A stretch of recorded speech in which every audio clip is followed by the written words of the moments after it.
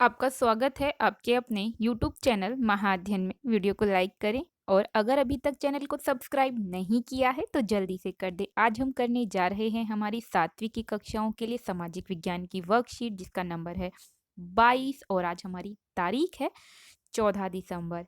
हाँ, हम मुगल साम्राज्य के बारे में बात कर रहे हैं। आपको याद है पिछली बार हम ये बातें कर चुके थे कि किस तरह से दिल्ली पर शासन करने वाले या ये कहें भारत के बड़े हिस्से पर शासन करने वाले इस्लाम धर्म को मानने वाले जो खुद को सुल्तान कहते थे, अब हम उन्हें मुगल नाम से जानते हैं और आज हम जानेंगे कि कैसे इस्लाम धर्म को मानने वाले वो शासक जिन्हें हम सुल्तान के नाम से जान रहे थे, उनकी सत्ता के बाद जब दूसरे शासक आए जिन्हें हम मुगल के नाम से जान रहे हैं, उन्होंने खुद को बादशाह कहलवाना या कहना शुरू किया। तो सबसे पहले हम बात करते हैं प्रथम मुगल शासक बाबर की। इसका शासन काल है 1526 से 1530 और 1494 में फरघाना राज्य का उत्तराधिकार प्राप्त किया। ये त है, ये उनराधिकार, ये मिसप्रिंट है यहाँ पर। तो उस तब उनकी आयु कितनी थी? केवल 12 वर्ष थी। मंगोलों की दूसरी शाखा उजबेगों के आक्रमण के कारण उसे अपनी पैतृक गद्दी छोड़नी पड़ी। यानी कि उजबेगों के आक्रमण के कारण जो विरासत में राजगद्दी मिली वो उन्हें छोड़नी पड़ी और बहुत सालों तक भटकने के बाद 1504 में काबुल पर कब्जा कर लिया।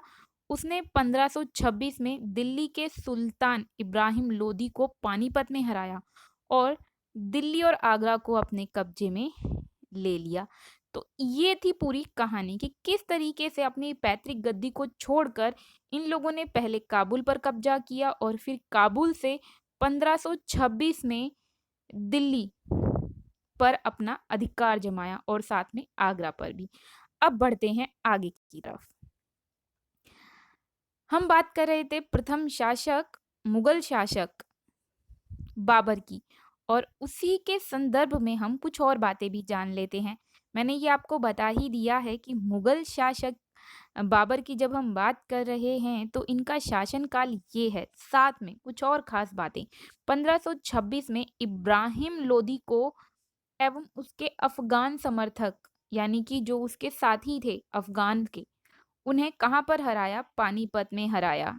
अब इसी को लेके अगर हम आगे की तरफ वहीं पर हम बात करें अगर 1527 की, तो 1527 में खानवा में राणा सांगा राजपूत राजाओं और उनके समर्थकों को हरा दिया। तो दूसरा युद्ध हम खानवा में देख रहे हैं और वहां पे कुछ राजपूत शासकों की हार हुई। वहीं तीसरी तरफ अगर 1528 की बात करें तो चंदेरी में राजपूतों को हराया। तो तीसरा युद्ध हम देख रहे हैं चंदेरी में हुआ और वहीं पर अपनी मृत्यु से पहले दिल्ली और आगरा में मुगल नियंत्रण पूरी तरह से स्थापित कर दिया गया था या हम ये कहें कि हो गया था। तो ये बिल्कुल ठीक होगा। तो अब 1526, 27, 28 की बात की और हमने ये जाना कि 1530 में अपनी मृत्यु से पहले आगरा और दिल्ली पूरे तरीके से इनके कब्जे में आ चुका है या नियंत्रण में आ चुका है।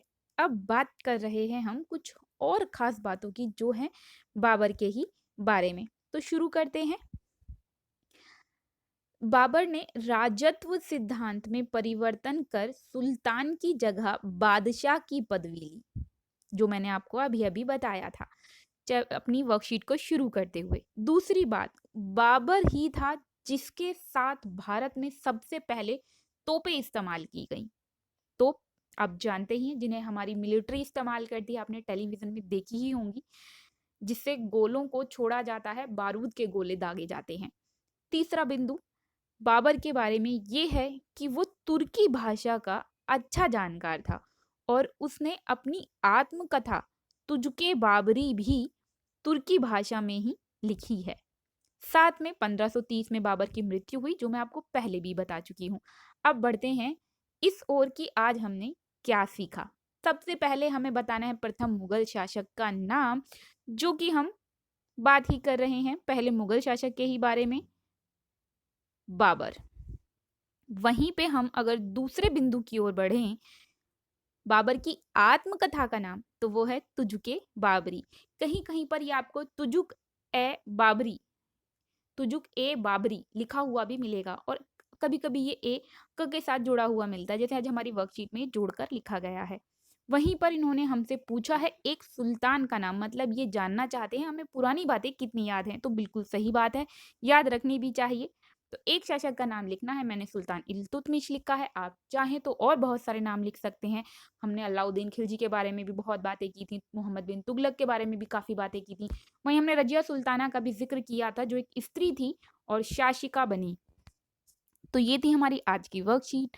मैं उम्मीद करती हूँ मेरे प्यारे विद्यार्थियों, आपको इस वीडियो से आपका काम करने में और पूरा कॉन्सेप्ट समझने में, वर्कशीट समझने में आपको मदद मिली होगी।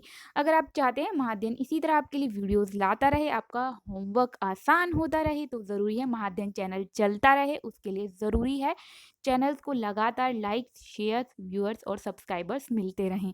तो वीडियो को लाइक करना बिल्कुल भी मत भूला कीजिए, हो सके तो शेयर भी ज़रूर किया कीजिए। साथ में अगर आपने अभी तक चैनल को सब्सक्राइब नहीं किया है, तो आपकी वीडियो के ठीक नीचे रेड कलर से लिखा हुआ है सब्सक्राइब, क्लिक कर दीजिए, उसका कलर चेंज हो जाएगा और फिर वहाँ लिखा होगा सब्सक्राइब्ड। फिर मिलते हैं ऐसे ही वीडियोज़ के साथ, तब तक के लिए स्वस्थ रहें, खुश रहें, नमस्कार और साथ में धन्यवाद।